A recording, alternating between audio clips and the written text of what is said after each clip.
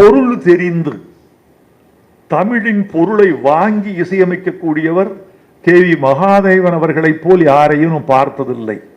ஒரு எடுத்துக்காட்டு சொல்ல முடியுமா? கவிஞர் கண்ணதாசன் எழுதி கொடுத்திருக்கிறார் ஒரு பாட்டு. கடவுள் மனிதனாக பிறக்க வேண்டும், அவன் காதலித்து வேதனையில் வாட வேண்டும். இந்த பாட்டு. ஐயோ, மாமா என்று அழைக்கப்படுவார் கே.வி. மகாதேவன். மாமா கடவுளை எங்க வச்சாரு தெரியுமா? எப்படி? கடவுள்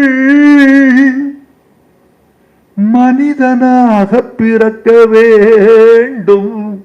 கடவுள் பிரிச்சார். மனிதனாக பிறப்பதற்கு அவன் தரைக்கு வர வேண்டும். அப்படியே கீழே கொண்டு வந்தார். அந்த உணர்வு, பொருள், அந்த செயல் எல்லாம் தெரிகிற மாதிரி இசையமைக்க வேண்டும்.